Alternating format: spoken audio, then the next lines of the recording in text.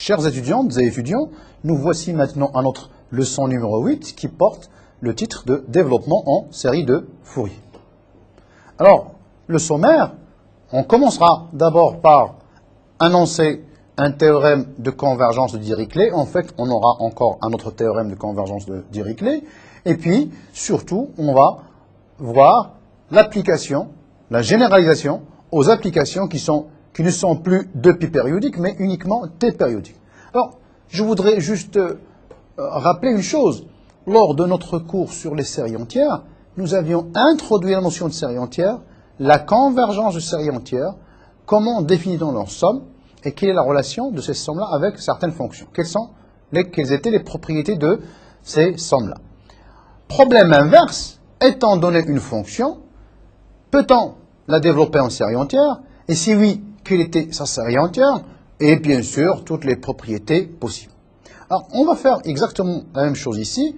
Nous avions déjà vu les coefficients de Fourier.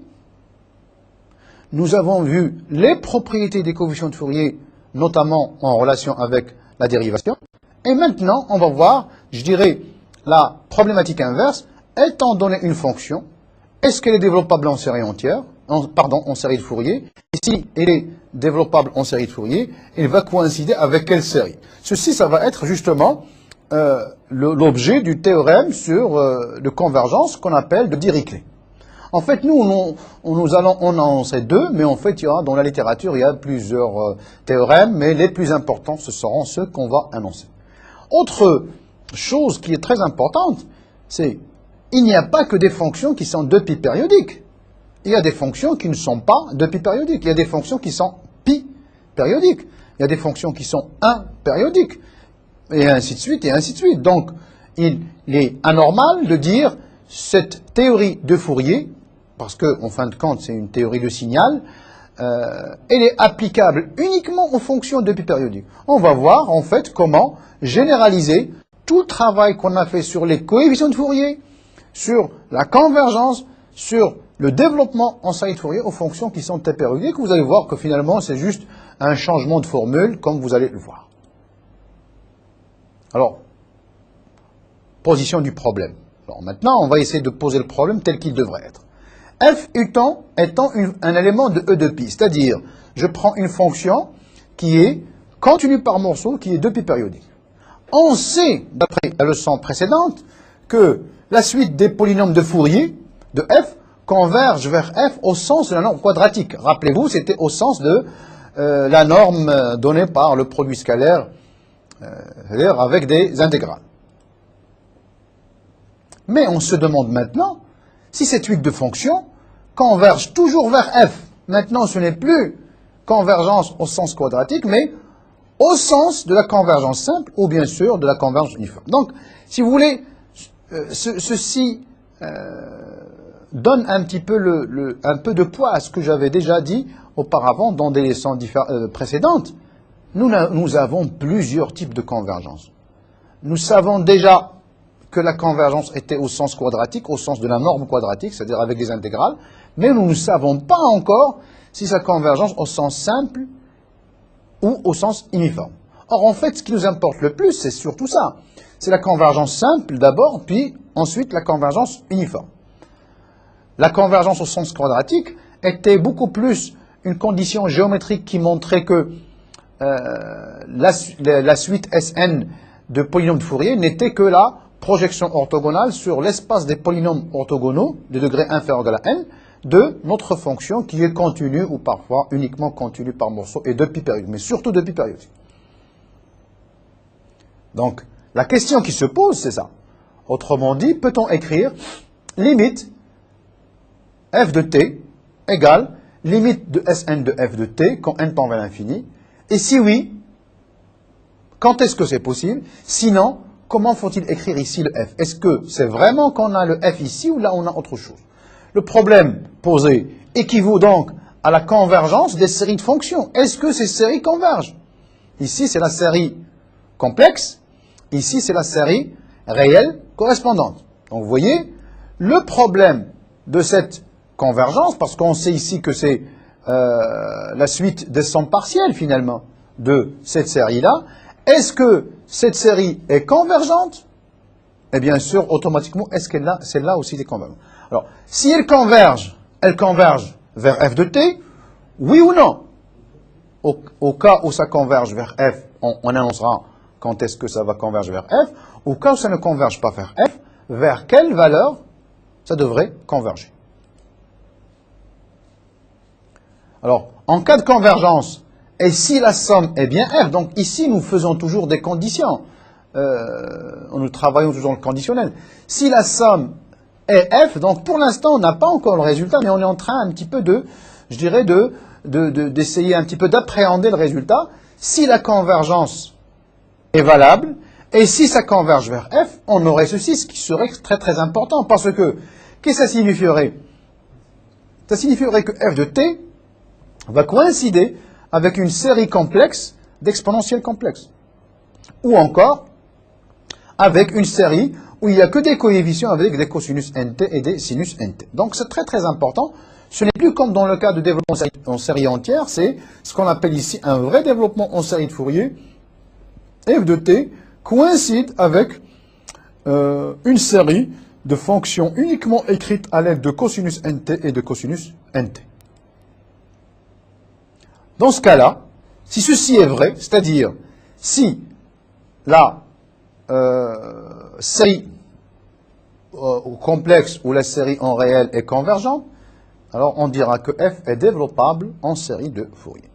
Donc, qu'est-ce que c'est que la condition de développabilité en série de Fourier? C'est que la série de Fourier complexe, et bien sûr aussi les séries de réels, les séries trigonométriques de Fourier vont aussi converger. Théorème de convergence. Théorème de Dirichlet. Je prends f, une fonction qui est 2π périodique continue par morceau. On suppose aussi que f est de classe C1 par morceau. Alors, c'est très important ce C1 par morceau. Si la fonction n'est pas C1 par morceau, on n'a pas le droit d'appliquer ce théorème de Dirichlet. La fonction ici n'est pas supposée être continue. Le fait qu'elle est C1 par morceau n'entraîne pas que la fonction est continue. Donc, continue par morceau, C1 par morceau. Donc, je rappelle, continue par morceau, C1 par morceau. Alors, dans ce cas-là, la série de Fourier de f converge simplement, donc vous voyez, la condition, donc c'est pour ça que j'avais insisté sur les deux conditions, continue par morceau, C1 par morceau, la convergence est simple sur R, mais pas nécessairement vers f, mais c'est vers sa régularisée. Rappelez-vous que la régularisée de f, c'est f tilde de t, qui est égal à 1 demi, f de t plus f de t moins.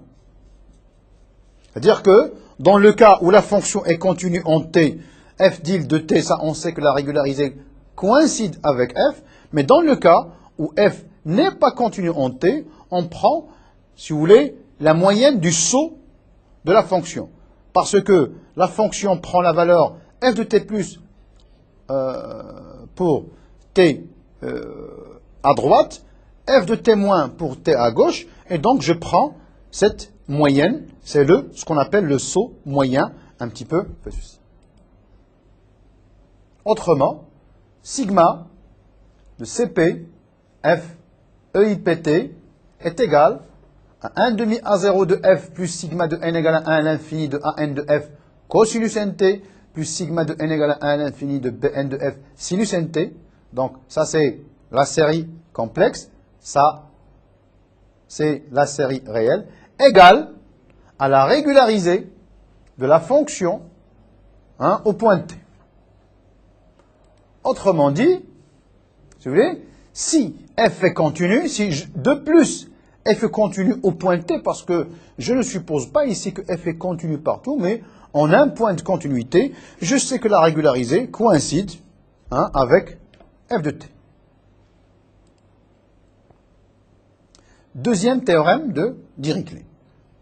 Je prends f, un élément de e de pi, c'est-à-dire une fonction continue par morceau qui est de pi périodique. Alors dans ce cas-là, je suppose qu'elle est continue. Alors, elle est bien sûr de classe C1 par morceau. Quelle est la différence entre le premier théorème de Dirichlet et le deuxième théorème de Dirichlet? Le premier théorème de Dirichlet impose continu par morceau, C1 par morceau. On ne suppose pas que la fonction soit continue, dans le cas du premier théorème. Mais dans le cas du deuxième théorème, on impose que f soit continu. Donc, premier théorème, continu par morceau, C1 par morceau. Deuxième théorème, continu, C1 par morceau. Dans ce cas-là, vous voyez, le résultat est différent. Dans le premier théorème, on avait uniquement convergence simple. Mais dans le deuxième théorème, nous avons l'absolue convergence et en fait, normalement, convergente. Donc, le fait d'imposer la continuité permet de régulariser mieux, d'accord, alors, les séries sigma de Cp de f, sigma de An de f, sigma de Bn de f sont absolument convergentes et en fait aussi normalement convergentes. Relation entre les deux. Dans le cas de la continuité par morceau, nous n'avons que la convergence simple. Dans le cas de la continuité, nous avons de la convergence absolue, mais en fait aussi de la convergence normale. Alors, on veut voir dans ce cas-là des applications à ceci. Alors, nous allons reprendre un petit peu nos fonctions toujours. Rappelons f égale à 1 si t appartient à 0 pi. F impair de pi périodique.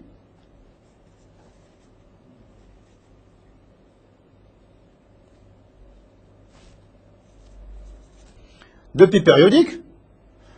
F de npi égale à 0.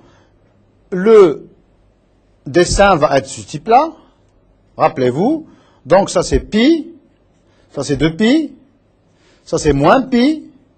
Ça c'est moins 2pi. Donc j'aurai ceci. Et j'aurai ceci. J'aurai encore ceci. J'aurai ceci. J'aurai ceci. C'est toujours notre fonction. Donc on essaie un petit peu de... Et vous voyez que dans ce cas-là, hein, nous aurons des fonctions qui ne sont pas continues. Alors évidemment, ce sont des fonctions qui sont constantes par morceau. Donc elles sont continues, elles sont aussi C1. Parce qu'on sait qu'une fonction constante est C1. Donc on est dans le cas du premier théorème de Dirichlet. Alors nous savons que le AN, pardon, AN égale à 0 et que B de P, on rappelle que B de P était égal à 0, et B de P plus 1 va être égal à 4 sur pi de P plus 1. Alors, dans la leçon précédente, nous avions pris cet exemple-là, mais pour voir un petit peu l'application de l'égalité de Parseval à celle-là. Maintenant, ce que nous allons voir, c'est la convergence. Alors, le théorème de Dirichlet me dit que la série de Fourier est convergente, mais convergente simplement. Alors, c'est quoi la série de Fourier ici? Puisque les AN sont nuls, les B de P sont nuls, tout simplement sigma de P supérieur ou égal à 1, de quoi? De 4 sur pi de P plus 1, sinus. Alors, bien sûr, j'ai pris uniquement les termes impairs, puisque les termes pairs sont nuls, de P plus 1. Ça, c'est la série de Fourier de cette fonction, qui ne contient pas de cosinus parce que les AN sont nuls, la fonction étant impaire, qui ne contient pas les termes pairs, mais enfin les termes indices de P pour les B, mais ça parce que c'est un peu le hasard de la fonction. Et donc nous avons ceci. Question, cette fonction-là, la somme de cette série est égale à quoi? Alors, théorème Dirichlet me dit que cette série de fonctions converge simplement vers quoi? Vers la régularisée de la fonction f au point t. Donc, on a un point t où il y a continuité, ça va être égal à f de t. On a un point t où il n'y a pas continuité, ça va être égal à régulariser, ça signifie que la moyenne du saut sur le point. Alors, revenons un petit peu. Où est-ce qu'il y a continuité? Il y a continuité partout, sauf au point. de la forme NP. En pi, c'est discontinu, en 2pi, c'est discontinu, en moins pi, c'est discontinu, en moins 2pi, c'est discontinu. Alors, dans ce cas-là, on va avoir deux cas, et donc on aura ces deux cas qui sont, si t n'appartient pas à pz, c'est-à-dire les points de continuité, sigma de p supérieur ou égal à 1 de 4 sur pi de p plus 1 sinus de p plus 1 t égale à f de t. Alors, on a un point de si t maintenant est de la forme mpi. Alors, qu'est-ce qu'on avait? C'est-à-dire qu'en tout point de pi z, c'est-à-dire les points 0, pi, 2pi, la fonction va osciller entre moins 1 et plus 1. Va osciller entre moins 1 et plus 1. Donc, f de t plus f de t moins, ça va être toujours égal à 0. Et dans ce cas-là, qu'est-ce qui va se passer?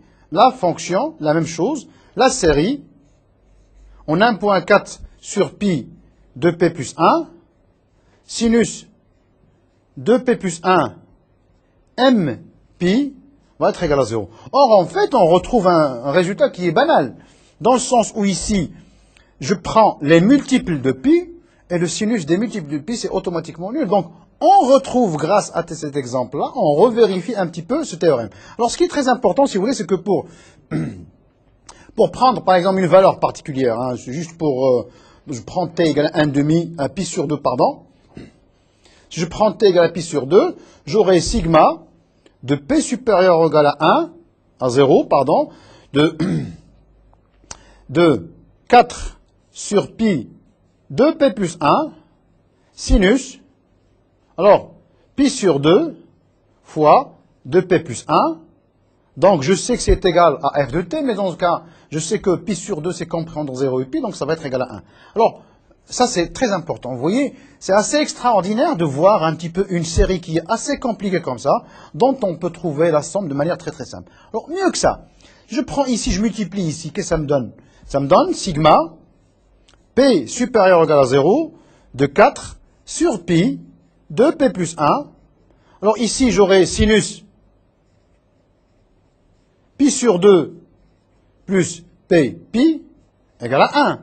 Mais quand je prends sinus pi sur 2 plus pi, alors ça c'est le sinus de pi sur 2, c'est égal à 1, mais à p pi près, ça va être égal à moins 1 à la puissance p. Donc en fait, nous obtiendrons la relation assez extraordinaire, p supérieur ou égal à 0, de 4 sur 2, pi, 2p plus 1, ici moins 1 à la puissance p, ça va être égal à 1. Donc, vous remarquez que ce genre de condition est très très puissant pour le calcul de somme de série. Ce genre de série, on ne sait pas les calculer. On sait les calculer maintenant à l'aide des séries de Fourier. Donc, je voudrais uniquement remarquer que c'est une application simple de ceci.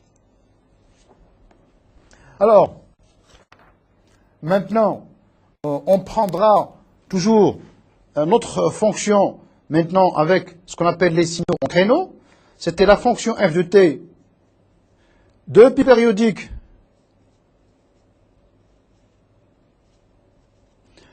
paire f de t égale à t si t appartient à 0 pi.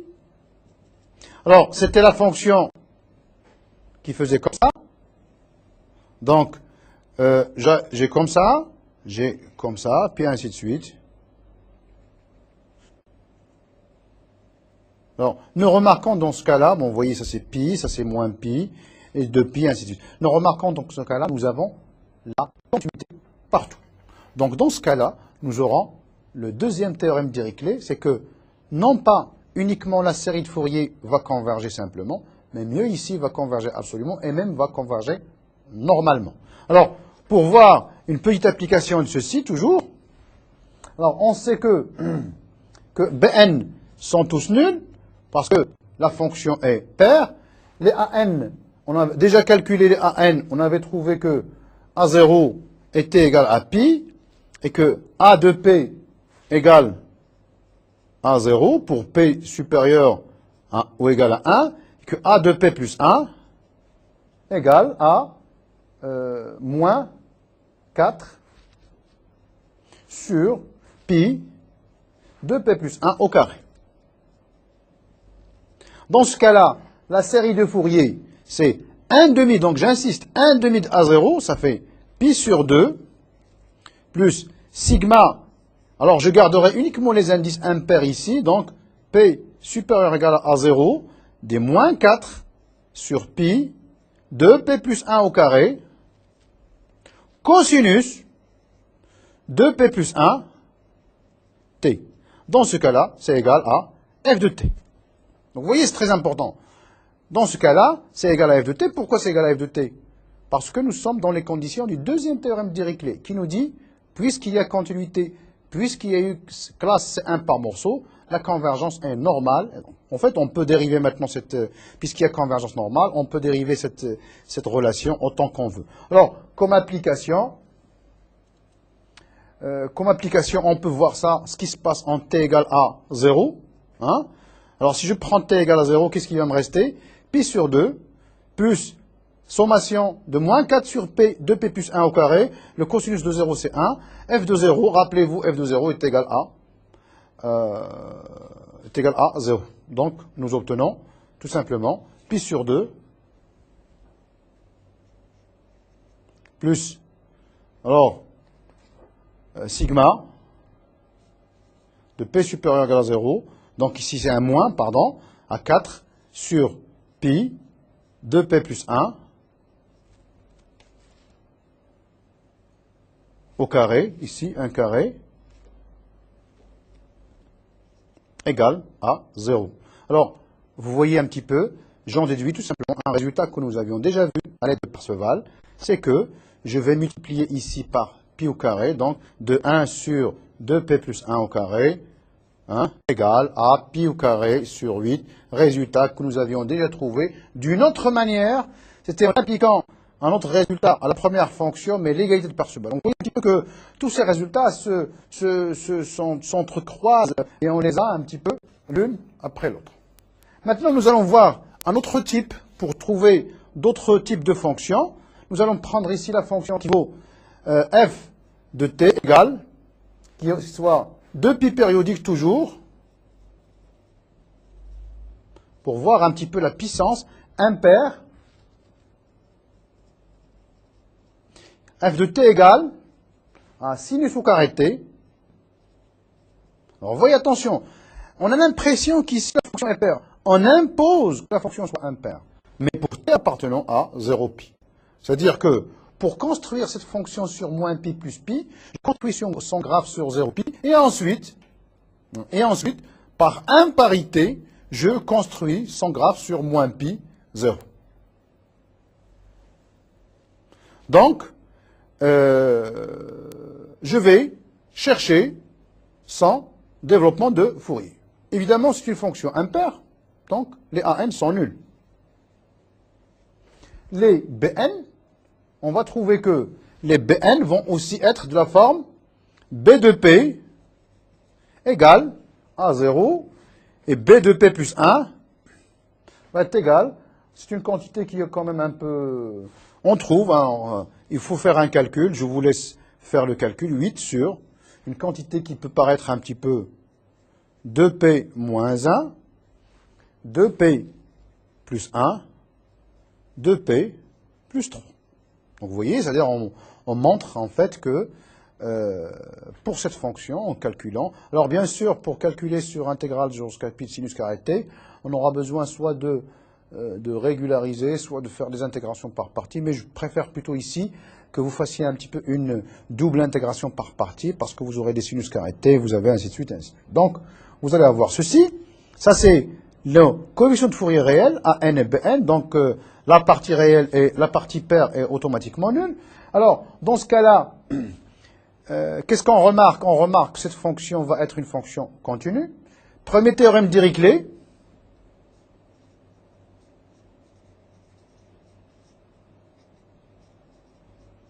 Qu'est-ce qu'il va nous donner? Alors, il va nous donner f de t qui est égal à sigma de P supérieur ou égal à 0 de moins 8 sur pi de P moins 1, de P plus 1, de P plus 3, sinus de P plus 1 T, parce qu'il y a continuité, on aura cette convergence. En fait, ici, nous avons aussi, on peut appliquer le deuxième théorème d'Dirichlet, donc ça, c'est convergence simple, ça coïncide avec la fonction, parce que la fonction est continue. Alors, si vous aviez fait si vous faites le graphe, vous allez vous rendre compte facilement que la fonction est continue. Alors, je vais prendre un point particulier pour voir encore l'importance de ce genre de résultat. Je prends P, T égale à pi sur 2. Vous voyez, 2P plus 1 fois pi sur 2, vous aurez donc ici pi sur 2 plus P pi. Donc, vous aurez sigma pour P supérieur ou égal à 0. Alors, ici, donc c'est le moins 8 sur le pi. Donc, la même chose, hein, donc je n'ai pas envie d'écrire ceci. Mais ici, j'aurai moins 1 à la puissance P. Alors, qu'est-ce que c'est que f de t pour pi sur 2? Alors, vous savez que sinus pi sur 2, c'est 1. Et donc, ça vous donnera égal à moralité. Vous voyez, j'ai ici un pi. Donc, j'en déduis tout simplement que, on en déduit que sigma de P supérieur ou égal à 0 de moins 1 à la puissance P sur 2P moins 1, 2P plus 1, 2P plus 3 égale à pi sur 8. Vous voyez, un petit peu est égal à pi sur 8, valeur qui est quand même assez extraordinaire. On ne sait pas trouver ce genre de série numérique. Vous voyez que déjà au moins un petit peu en dehors des applications de série de Fourier au traitement de cylindres, rien que pour les mathématiques, hein, moi je parlerai uniquement pour les mathématiques, déjà on a un champ extraordinaire d'application, rien que pour calculer les sommes de séries de numériques. Si j'applique Parseval, rappelez hein, qu'on avait fait la leçon précédente, j'aurai sigma de P supérieur ou égal à 0 de 1 sur 2P moins 1 au carré, 2P plus 1 au carré, 2P plus 3 au carré va être égal à donc une quantité qui est comme un pi au carré sur 256. C'est assez extraordinaire. J'arrive à le faire ça de manière la plus simple possible. Pourquoi je dis simple? Parce que tout se ramène à intégrer quoi? Tout se ramène à intégrer la fonction sinus carré t sur quel intervalle? Sur 0 pi. Bon, c'est un calcul qui est très très simple. Ce n'est pas une fonction qui est compliquée. Donc, tout le calcul relatif à ces séries numériques-là se ramène à des calculs simples via ces développements en série de Fourier. D'accord? Donc, je vais juste faire un petit rappel. Nous avons fait d'abord les coefficients de Fourier. J'ai essayé de prendre un petit peu les mêmes exemples pour voir un petit peu cette sorte de continuité. On a pris les coefficients de Fourier, on les calcule. Il faut faire attention. Hein, il faudrait que le coefficient de Fourier tende vers 0. Nous avons vu un petit peu les propriétés et ainsi de suite avec Parseval. Ça nous a permis de calculer beaucoup, je dirais entre parenthèses, pas mal de sommes de séries numériques.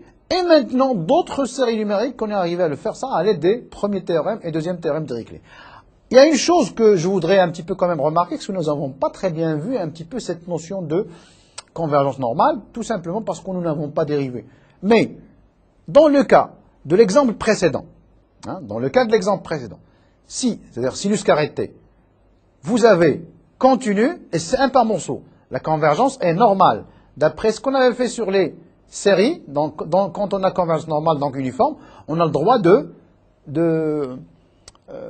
dériver de terme à terme. Alors, vous voyez, si je prends sinus carré t, sa dérivée c'est quoi? C'est 2 sinus t cosinus t, pour laquelle nous allons encore faire la même chose, et donc obtenir de nouvelles relations, et donc obtenir de nouvelles valeurs. Donc, c'est pas pour l'écrire, mais je vous invite quand même à le faire par dérivation.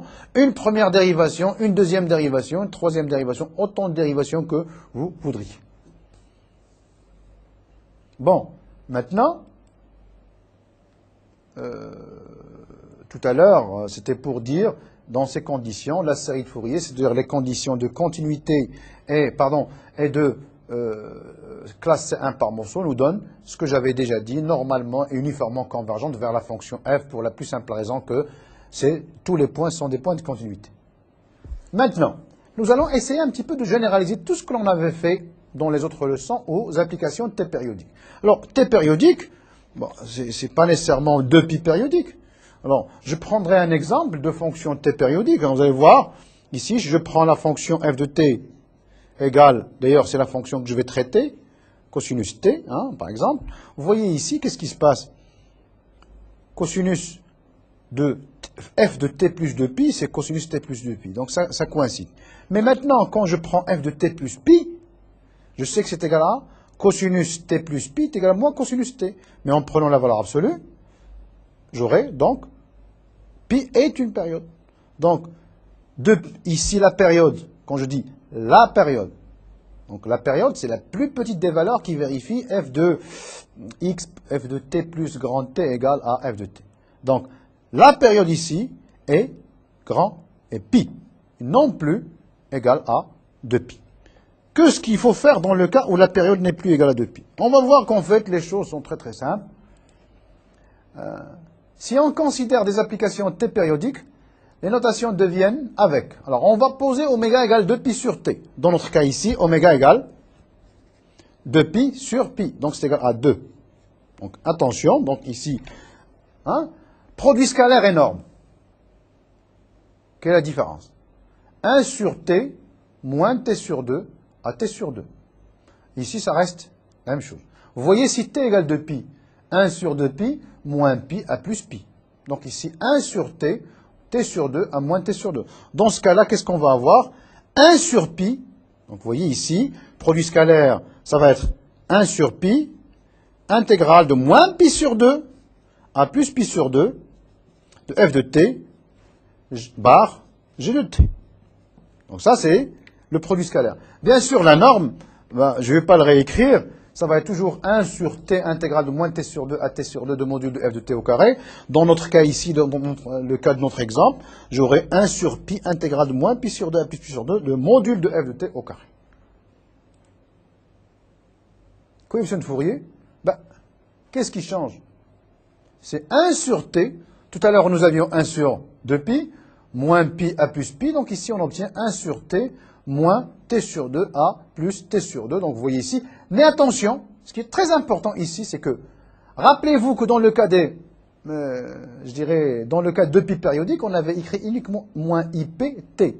Ici, on écrit moins ip oméga t. Alors vous voyez, si t égale à 2pi, oméga égale à 1. Donc on retrouve tout simplement exponentielle moins ip t. Donc ici, les cosinus qu'on va trouver, ça va être des moins ip fois 2t, ou encore cosinus de pt et sinus de pt. Même chose pour les coefficients trigonométriques, hein, donc rien ne change, donc vous voyez 2 sur t. Alors il faut tout simplement, partout où vous avez, dans les formules, partout où vous avez 2pi, vous le remplacez par t. Et partout où vous avez t sur 2, moins pi et plus pi, vous obtenez moins t sur 2 et plus t sur 2. Mais attention ici, cosinus n oméga t. Alors, la même chose pour les coefficients ici, Bn. Et ce qu'on va faire, on va prendre le même exemple que j'ai essayé de commencer tout à l'heure. Je prendrai la fonction f de t égale à valeur absolue de cosinus t. Hein, donc c'est une fonction qui est paire et pi périodique. Donc, bien sûr, tous les résultats et toutes les propriétés relatives aux fonctions de pi périodiques sont encore valables dans le cas de t périodique. Les seuls changements sont dans les écritures. Bon, donc, ici, comme elle est paire, les Bn sont tous nuls. Alors, à n, si vous faites le calcul, vous trouverez égal à 4 sur pi, 4n au carré, moins 1. Ici, moins 1 à la puissance n plus 1. Donc, première chose, qu'est-ce qu'on va faire? On va d'abord écrire le premier théorème Dirichlet. Le premier théorème Dirichlet me dit A0 sur 2. Donc, j'aurai 2 sur pi plus sigma de n supérieur ou égal à 1 de 4 fois sur pi 4n au carré moins 1 à la puissance n plus 1. Alors ici, qu'est-ce que je dois faire? Cosinus 2 nt. Ça, c'est le oméga. Alors, bien sûr, ceci va être égal à f de t. Premier théorème de Dirichlet va être égal à f de t, parce que la fonction est manifestement contenue. Alors, juste pour... j'avais oublié quand même de faire un petit dessin de la fonction. Donc, c'est une fonction qui fait comme ceci par arcade. Comme ça. Pi qui fait ceci, ainsi de suite. Et ça, c'est étant pi. Pi sur 2. Ici, moins pi sur 2. Ici, c'est 1. Donc, on voit que c'est une fonction qui est continue, c'est 1 par morceau. Alors, faire le premier théorème de Dirichlet, ça, on a vu un petit peu. Appliquer théorème de Dirichlet en t égale à 0, ça nous permettra de dire sigma. C'est quelque chose d'assez extraordinaire.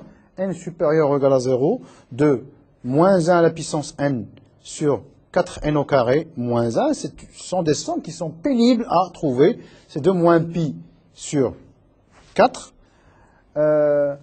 Application de, par exemple, si j'ai aussi, en appliquant Parseval, j'obtiendrai sigma pour n supérieur ou égal à 1 de 1 sur 4n au carré moins 1 au carré va être égal à pi au carré sur 16 moins 1 demi. On peut aussi appliquer le premier théorème ou le deuxième théorème de Dirichlet ici. On peut encore l'appliquer en disant en t égale à pi sur 2. Alors Dirichlet va nous donner sigma de 1 à l'infini de 1 sur 4n au carré moins 1 qui va être égal à 1 demi, chose qui est assez extraordinaire à faire. Alors bien sûr, ici, nous avons appliqué Dirichlet que dans son premier volet, c'est-à-dire dans le cas égalité d'une fonction, mais comme j'ai dit tout à l'heure pour l'autre exemple, c'est que maintenant, je peux prendre cette fonction, je peux la dériver autant de fois que je veux, bien sûr, pour les points où il y a dérivation. Donc il faut éviter les points pi sur 2, ainsi de suite, ainsi de suite. Chaque fois que je peux faire ces dérivations, je dérive terme à terme les séries obtenues, donc j'obtiendrai d'autres résultats. Donc vous voyez ici, à partir d'une ou deux ou trois fonctions, on peut trouver la somme, je dirais, d'un très très grand nombre de séries numériques, la somme de certaines séries numériques. Donc pour nous ici, une des grandes applications, c'est trouver la somme de beaucoup de séries numériques. Donc, je continue un petit peu. Les coefficients de Fourier ici sont les Bn, ils s'écrivent de cette manière-là. Et enfin, les séries de Fourier vont s'écrire comment? Bon, vous voyez, ici, elles vont s'écrire de cette manière-là. Et ici, elles vont s'écrire de cette manière-là. Nous sommes maintenant arrivés à la fin de cette 8e leçon, dont le titre a été Développement en série de Fourier.